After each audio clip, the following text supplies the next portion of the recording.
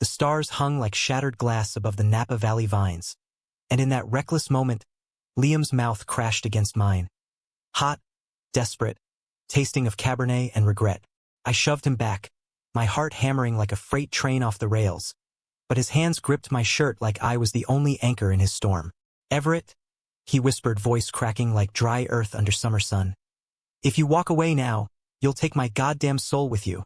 I didn't walk. God help me, I didn't. The air in San Francisco that summer was thick with fog and the kind of ache that settles into your bones after too many nights staring at the ceiling, wondering why love always feels like a punch to the gut. I was 28, a graphic designer scraping by in a shoebox apartment in the Mission District, the kind of place where the walls are paper thin and the neighbors' arguments bleed through like bad ink on a sketch. My days blurred into freelance gigs for tech bros who wanted logos that screamed innovation, but looked like every other app icon out there. Nights? They were for dive bars and half-hearted hookups that left me emptier than before, scrolling Grindr until the screen blurred from exhaustion. It started with a phone call from my sister, Mia. She was the golden child, married to her college sweetheart, popping out kids like they were going out of style, living in that perfect suburbia bubble up in Marin. "Everett, you sound like death warmed over," she'd said, her voice all honey and concern over the line. "Come up to Napa for the weekend. The Vineyard's hosting a harvest festival.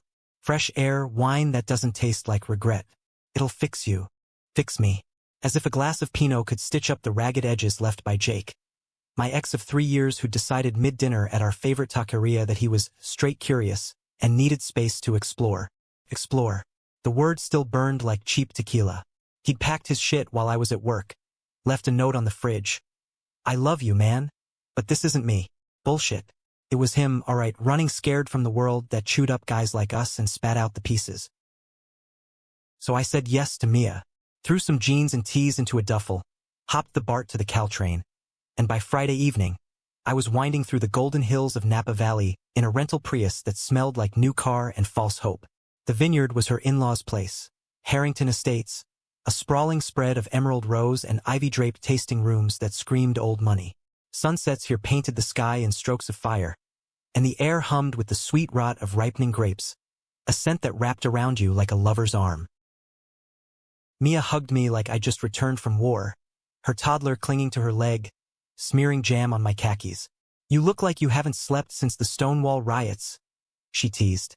But her eyes were soft, scanning my face for the cracks. We toured the vines that first afternoon, her chattering about soil pH and vintage yields while I nodded, half listening, my mind drifting to the what-ifs. What if Jake had stayed? What if I'd fought harder? What if I was just wired wrong for this whole love thing? That's when I saw him. Liam. He was leaning against a weathered oak barrel in the barrel room, sunlight slanting through the high windows like God's own spotlight, turning his dark curls into a halo. Mid-30s, maybe, with the kind of rugged handsomeness that comes from actual labor. Broad shoulders straining a flannel shirt rolled to the elbows, forearms corded from hauling cases, and a jaw that could cut glass. His eyes, though deep brown, almost black, flecked with gold, locked on mine across the dim space, and for a split second, the world narrowed to just that gaze. Steady, knowing, like he'd seen every shadow I'd ever hidden. "Everett, this is Liam," Mia said, oblivious to the spark that jumped between us like a live wire. "He's the winemaker here, genius with a crush pad." Liam straightened, wiping his hands on a rag tucked in his belt, his smile easy but edged with something sharper. "Pleasure. Mia's told me all about her prodigal brother." His voice was low, gravelly, with that faint drawl that hinted at Texas roots transplanted to California soil. Up close, he smelled like oak and earth, the kind of scent that lingers on your skin long after. We shook hands, and his grip was firm, calluses rough against my palm. "All good things, I hope?" I muttered, feeling heat creep up my neck. Flirting? Me? After Jake? I'd sworn off it like a bad habit. "Mostly," he grinned, teeth flashing white. "She might have mentioned you're dodging city life for the weekend." The tour wrapped, but Mia had to wrangle the kid for a nap, leaving me to wander the grounds alone. I found myself back at the barrel room by accident, or so I told myself, pushing through the heavy oak door just as the sun dipped low, casting long shadows across the fermenting tanks. Liam was there, tasting from a pipette, his brow furrowed in concentration. He glanced up, not startled, like he'd been expecting me. "Escaping the family circus?" he asked, setting the pipette down. "Something like that." I leaned against a stack of crates, arms crossed to hide the tremor in my fingers. Needed a breather. This place. It's like stepping into a painting. He chuckled, a sound that rumbled deep in his chest. "Yeah, well, paintings don't come with spiderwebs in the rafters or the occasional rattlesnake. But it grows on you." He poured 2 glasses from a half-empty bottle on the workbench, deep red, swirling like liquid garnet. "Try this. 18 Cabernet. Still in barrel, but it's got soul." I took the glass, our fingers brushing, and that spark ignited again. The wine was bold, tannins wrapping around my tongue like a promise. We talked easy at first about the valley's microclimates, the way fog roll in from the bay like a jealous lover. But then it shifted, the way conversations do when the light fades. He asked about the city, and I let slip about Jake, the words tumbling out bitter and raw. "Sounds like he didn't deserve you," Liam said quietly, eyes on his glass. "Love's a vineyard, Everett. Sometimes you prune hard to get the good fruit." I laughed, sharp and hollow. "Poetic. You practice that line every damn day." His gaze lifted, holding mine, and there it was, the pull, magnetic, undeniable. 2 men in a dim room, surrounded by the quiet alchemy of wine, and suddenly the air thickened with possibility. Dinner that night was under the stars, long communal tables groaning with platters of charcuterie, local cheeses veined blue like marble, and crusty bread still warm from the oven. Fairy lights strung between the olive trees twinkled like captured fireflies, and a string quartet played Vivaldi on the terrace, notes floating lazy on the breeze. Mia's crowd was a mix, tech execs from the valley, artists from Berkeley, a few silver-haired vintners swapping stories of 76 vintages. I sat at the end, nursing a second glass, watching Liam work the room. He moved like he owned the night, laughing with a deep timbre that drew eyes, clapping shoulders with the ease of someone who'd built this world from dirt. But his eyes kept finding mine across the tables, a secret Morse code in the flicker of lashes. After the mains, roast lamb slick with rosemary and garlic, I slipped away, needing air that wasn't laced with small talk. The vineyard stretched dark beyond the lights, rows of vines like soldiers standing sentinel, leaves rustling soft in the updraft. I walked the paths, gravel crunching under my boots, the wine buzzing warm in my veins, loosening the knots in my chest. Footsteps behind me. I turned, and there he was, Liam, bottle in hand, 2 glasses dangling from his fingers. "Thought you might want company," he said, no preamble. "Or at least more wine." I took the glass, our knuckles grazing again, and we wandered deeper into the vines. The stars wheeled overhead, a billion pinpricks in black velvet, the Milky Way a smudged chalk line across the sky. We talked more. About his move from Austin a decade ago, chasing a dream of soil and sun after his folks' ranch went belly up in the drought. About the quiet nights when the winery slept, and he'd sit on the porch with a guitar, picking out old Johnny Cash tunes. "Music's like wine," he said, voice low. "Layers. You gotta let it breathe." By the time we reached a clearing, a natural amphitheater of vines circling a weathered picnic table, we were both a little drunk on the night, on each other. He set the bottle down, and we sat close, shoulders brushing, the heat of him seeping through my shirt. "Everett," he said, turning to face me, his face half-shadow, eyes reflecting starlight. "You got that look, like you're carrying the weight of the world on those shoulders." I swallowed, throat tight. "Habit, I guess.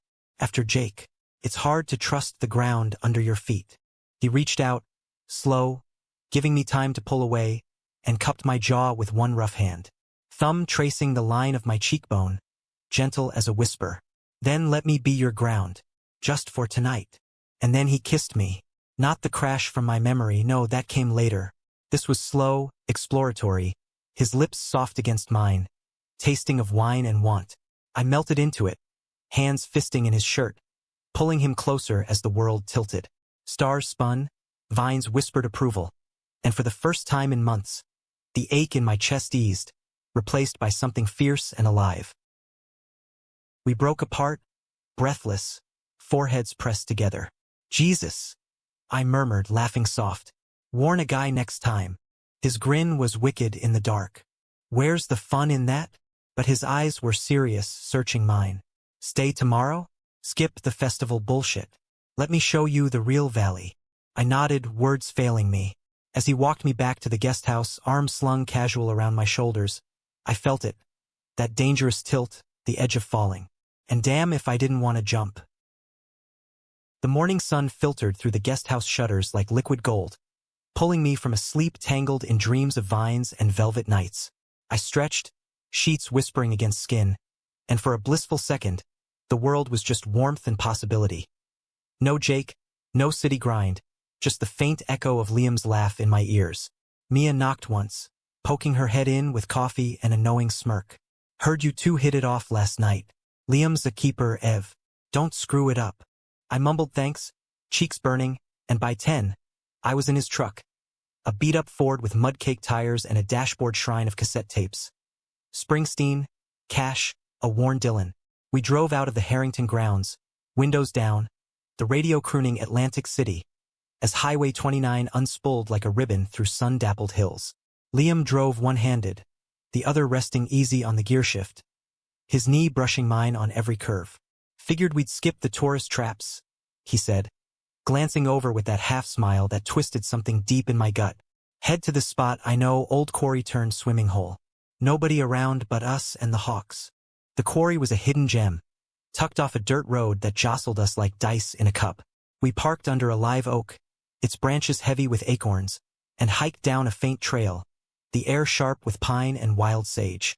At the bottom, the water gleamed turquoise in a bowl of striated rock, fed by a lazy waterfall that misted the air cool. Liam stripped first, efficient, down to boxer briefs that hugged his hips like they were made for sin. His body was a map of hard work. Lean muscle over broad frame, a scatter of freckles across his shoulders, a faint scar snaking down his ribs from some boyhood scrape. He dove in without fanfare, surfacing with a whoop that echoed off the stone walls. Your turn, city boy. I hesitated, self-conscious in the daylight, my runner's build feeling scrawny next to his. But his eyes, playful, insistent, pulled me under. Clothes hit the dirt, and I jumped, the shock of cold slamming the breath from my lungs. We swam lazy laps, splashing like kids, until exhaustion pulled us to the shallows. We floated there, side by side, backs against slick rock, water lapping at our chests. The sun beat down, drying our skin in patches, and conversation flowed easy as the stream. Tell me something real, I said, turning my head to watch droplets trace his collarbone. Not the winemaker spiel. You. He went quiet a beat, staring at the sky where contrails feathered white. Grew up queer in a town where faggot was the punchline to every joke. Dad ran cattle, Mom baked pies for the church socials. I knew by 12 I liked boys. The way Tommy Ruiz's laugh lit up a room, or how Coach Harlan's hand on my shoulder lingered too long in the locker room. He paused, voice dropping. Came out at 18. Dad said it was a phase. Mom cried for a week. Left for UT Austin the next fall. Majored in enology to spite him. Turned dirt into gold, you know? Landed here after grad school. Building this life from scratch. His words hung heavy, mirroring my own scars. I told him about Jake then. The late nights designing logos while he partied with straight friends. The slow poison of his denial until it erupted in that note. Felt like I was the glitch in his perfect code. I admitted, throat tight. Like loving me made him less. Liam shifted, water rippling, and pulled me against him, chest to chest, his heartbeat steady under my palm. You're not a glitch, Everett. You're the whole damn program. His kiss then was salt-tinged, urgent, hands roaming wet skin until we were gasping, the quarry walls echoing our moans like a private cathedral. We dried in the sun, sprawled on flat rocks, sharing a pilfered apple from the truck. Crisp, juice dripping down chins as we laughed about nothing. Drove back slow, stopping at a roadside stand for peaches so ripe they bruised under thumb. By evening, we were back at the vineyard, but the festival had given way to quiet. Harvesters done for the day, the air humming with crickets. Mia waved us off with a wink, herding her family to bed, and Liam led me to his cabin at the edge of the property. A cedar-sided A-frame with a porch swing and a view of the moonlit rose. Inside, it was lived-in warmth. bookshelves sagging under wine tomes and dog-eared paperbacks, a kitchen cluttered with corkscrews and half-empty bottles, a bed piled with quilts that smelled like him, leather and lavender. We cooked haphazardly. Steaks on a cast-iron skillet, corn grilled black and sweet, a bottle of his own vintage breathing on the counter. Over dinner at a scarred pine table, candlelight flickering shadows on his face, he opened up more. The loneliness of single life in wine country, the hookups that fizzled like flat sparkling, the dream of a partner who saw past the label to the man pouring his soul into every barrel. "You're easy to talk to," he said. Fork paused midair. "Like you've been waiting in the wings my whole life." I reached across, lacing fingers with his. "Feels that way. Scary as hell." We cleared plates, and he pulled me to the porch, swing creaking under our weight. The stars were out again, bolder than before, and he wrapped an arm around me, chin on my shoulder. "Remember that first kiss? Under these same vines?" How could I forget? My voice was rough, pulse quickening. He turned my face to his, eyes dark pools. "Good, because I want a lifetime of em." Then he kissed me. Deeper this time, the kind that unravels you thread by thread. Hands in hair, bodies pressing close, the swing swaying gentle as we lost ourselves. Inside, the bed welcomed us like an old friend, sheets twisting as we explored, whispers and gasps filling the night. His touch was reverent, mapping me like sacred ground, and when we shattered together, it felt like coming home. Sunday dawned lazy, coffee brewing as we lounged in bed, trading stories and lazy kisses. But Mia's brunch call dragged us back to reality. Omelets fluffy with goat cheese, mimosas bubbling in flutes. Her husband, Tom, clapped Liam on the back, oblivious. "You two looked thick as thieves yesterday. Planning a takeover." Liam's laugh was easy, but his hand under the table squeezed my thigh, a secret anchor. After, as plates cleared, Mia pulled me aside in the herb garden, lavender brushing our legs. "He's falling for you, Ev. I see it. Don't run." "I'm not," I promised, but doubt gnawed. This felt too good, too fast, like a vintage peeking before the frost.